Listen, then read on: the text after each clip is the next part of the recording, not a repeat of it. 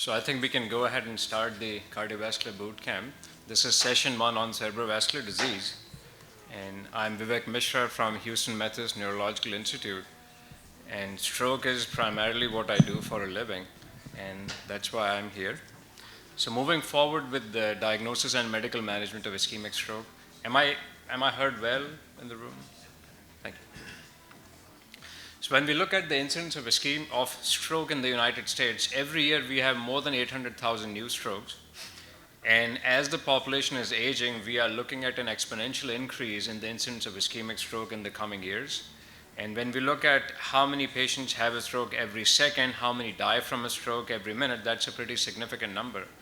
And to summarize the stroke incidence, stroke is the biggest cause of serious long-term disability in the United States as well as worldwide. It was the third biggest killer in the nation about 2 years ago. It is now the fourth biggest killer, but then everyone who survives a stroke, you add on to the number of those who get disabled. And worldwide, it is the second biggest cause of mortality, and in some nations, it is the largest cause of mortality. So moving forward with stroke, ischemic strokes account for the vast majority of all strokes, over 80%, around 80, 83, 85%. And primarily there are two mechanisms: cerebral thrombosis, in which there is thrombus formation or clot formation at a particular part of the cerebrovascular arterial anatomy, and the artery gets occluded and you have an ischemic stroke. Or it could be from cerebral embolism, wherein clot gets formed at any other site, most commonly the heart or the proximal carotid arteries, and then it dislodges. It breaks in, goes in distally, and occludes one of the arteries downstream in the brain, causing an ischemic stroke. When we look at the risk factors for stroke, these are the same conventional vascular risk factors we have for all cardiovascular and cerebrovascular disease. They are essentially the same. And then pathologically, when we look at what are the different types of cerebral infarction, so we have something called as cerebral small vessel disease or lacunar strokes. And as you can see on the slide, the image to the left, these tiny dots that you see on the brainstem as well as in the subcortical structures, these tiny dots are what we call as cerebral small vessel disease. They're usually from occlusion of perforating arteries which come out from the larger arteries from the brain. And then we have what we call as large vessel occlusion or large artery ischemic strokes, which you can see in the other slide. So this is a large right middle cerebral artery ischemic stroke. It's a massive stroke which can be devastating. This is a right anterior cerebral artery ischemic stroke, and the one that I'm now pointing out is a left posterior cerebral artery or PCA ischemic stroke. And this is a pica infarct, posterior inferior cerebellar artery ischemic infarct. So these are all considered as large artery ischemic strokes, and they have different implications in terms of prognosis, treatment, mortality, and so on. And then there's a third category called as a watershed stroke, in which the ischemic stroke is in between the watershed territories of the major blood vessel in the brain. And this slide here, it demonstrates what these watershed strokes are. So the one that I'm pointing out is a watershed stroke between an ACA and the MCA distribution. And this one is a watershed between the MCA and the PCA on the right side. Typically, these watershed strokes, if they're seen on one side of the brain, they are more indicative of an existing arterial stenosis. With arterial stenosis, if the blood pressure drops, then that is where you have these watershed infarcts. If you see them bilaterally on both sides, then more than likely the setting that we see this in is someone who's a victim of cardiac arrest and they get resuscitated. And then if you were to image the brain, and you will see watershed infarcts on both sides. Acute stroke management, nothing really existed until 1996. In 1995, in December, the NINDS recombinant tissue plasminogen activator study was published, which established a 3-hour time window for use of thrombolytics in the setting of an ischemic stroke. This led to FDA approval in 1996, and this essentially triggered a chain of events when the stroke system of care evolved essentially worldwide.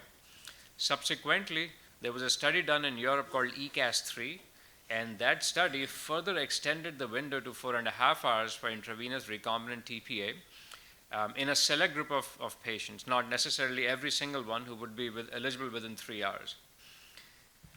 From all these studies, now there was a huge build-up to when these studies were done. thrombolytics had been tested in ischemic stroke for almost 15 years with different dosages until we found out what is the right dose, what is the right time window. And when we look at the pooled analysis from all these studies in which you had ischemic stroke patient treated with TPA, there is a strong association of the time from symptom onset to how, when you start the infusion. And this is where there was a term coined by the American Heart Association called time is brain. And this is a standard curve that you see. With every passing minute, the benefit of thrombolysis, it diminishes over time. And the American Heart Association then also coined a term called spot a stroke fast. This was to make the community aware of stroke symptoms. So FAST is for face, arm, speech, and time. This is to increase awareness in the community that if you have these symptoms, as soon as they start, the idea is to call 911. After TPA had been FDA approved, and it was also approved in Europe and Canada, there were registries that were put in place. So the STARS was a registry mandated by the FDA once TPA had been approved. CASES was the Canadian registry, and in Europe we had the SITSMOS registry for the 3-hour time window. For the 4.5 time window, they established another registry called SITS-ISTR. So the sum of all these registries, we had over 10,000 TPA treated patients, and the idea was to establish whether the benefit of thrombolysis that you see in the clinical trials, do you see that benefit in the real world in the community? And they were able to establish that the outcomes in these registries were in terms of how many patients had a symptomatic intracerebral hemorrhage, what was the mortality, what was the disability reduction. They found similar outcomes as they were seen in the NINDS and the ECAS-3 studies. So clearly there was no doubt that as long as patients are being treated by physicians who are trained in acute stroke management, you would get the same outcomes as you saw in the clinical trials. Subsequently, the Stroke Council of the AHA and the Expert Council of the EMS services, they also established some metrics that had to be achieved to be able to get these outcomes for patients that we treat. So some of the metrics have to be achieved by the EMS personnel. For example, the time between receiving the 911 call and dispatching the ambulance to where the call was made is less than 90 seconds. As soon as they get the call, they have to hit the road within 90 seconds. There's an EMS's response time, and this is the time from receiving the call to reaching where the call was made from. That is less than 8 minutes. So the entire EMS response system had to be figured out that you have to cover the entire nation within 8 minutes of wherever the 911 call has to be made. There's an on-scene time of less than 15 minutes, which means whatever they have to do, break open the doors, get to the patient, stabilize the patient, they have to take the patient, hit the road again within 15 minutes. They cannot spend more than 15 minutes at the site. And then there are metrics that we have to achieve in the emergency room. So the door to physician evaluation has to be less than 10 minutes. There is a door to stroke team notification time within 15 minutes. Within 25 minutes, the CT scan has to be done. It has to be interpreted within 45 minutes. And most importantly, there's a door to needle time of 60 minutes, which means the patient has to receive thrombolytic infusion, if they are eligible, within 60 minutes of hitting the emergency room. These performance metrics, however, they are relatively old. We now have even more stringent metrics. So these performance metrics were for primary stroke centers, and now we have what is called as comprehensive stroke center, which is a center which is specialized to take care of every single stroke patient regardless of complexity. The metric that we have to achieve for door to needle is now 45 minutes. So as the stroke system of care further evolves, the metrics become more stringent because these metrics have a strong connection to patient outcomes eventually. Pre-hospital notification also became a part of the stroke standard of care, and this was similar to what was done earlier for patients with trauma and obviously for MI patients. They were also able to show that with pre-hospital notification, patients were getting earlier to the emergency room, you were getting CT scans done much earlier, and you were also treating patients with thrombolytics much earlier. And what this also meant is you were able to treat more patients within the initial 3-hour window and subsequently in the 4.5-hour window because everything was being done so fast, so there were less patients who were running out of the time window for thrombolysis. How do we provide stroke care to patients all across the nation? Because everyone doesn't live in Houston or New York or Boston. And this is where telemedicine also came in acute stroke management. So we have a comprehensive stroke center where every single thing to manage a large vessel occlusion or an intracerebral hemorrhage or any kind of ischemic stroke can be done, where there is available highest level stroke expertise. You have the peripheral rural hospitals where patients may also show up, and they really do show up. And then you have the on-call vascular neurologists who obviously would not be there at the comprehensive stroke center all the time, or there would be people backing them up. They may be in their home or they may be in their office doing whatever they're doing. The idea is to have them connected through the internet with technologies which enable us to be able to examine patients remotely off-site. The initial technologies were just a simple camera and a microphone, but now we have more sophisticated technologies where you position this robot at the bedside, and the patient and their family are able to communicate directly with the physician. We can do a full neurological exam. We can also look at their brain imaging off-site using the robot, and then we can initiate acute stroke treatments, thrombolysis, and based on what we see, we can also have them flown over to the comprehensive stroke center for a higher level of care for potential mechanical thrombectomy, or if they need a hemicraniectomy or any other treatment. So when we look at acute stroke reperfusion therapies, so now we have subspecialization in neurology as well, and these are the only people who, at least in this day and age, are specialized and skilled to manage acute ischemic strokes. What do we really do? So the idea is, if someone has an acute onset of neurological deficit, these deficits start suddenly, or they wake up with those symptoms, then the standard thing community-wide is to call 911. Within the hospital, the idea is to activate the acute stroke team. It's a special pager. You don't call them. You just activate the pager, and that's where the entire stroke team gets alerted. Some history always helps us. That's what we also tell the EMS. Please find out if they were taking any anticoagulants, any antithrombotics. That makes a difference to what we do. And then the idea is to find out when they were last known well or when the symptoms started. But I think as time goes on, in the last few years, we have been going away from using time to rather using tissue to salvage as a way to treat patients.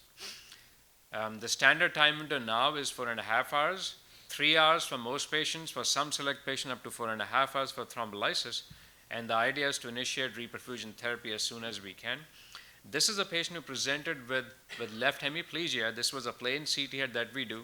The reason we do a CT head when someone presents with stroke symptoms, because ischemic strokes as well as hemorrhagic strokes or intracerebral hemorrhages, they present exactly the same way.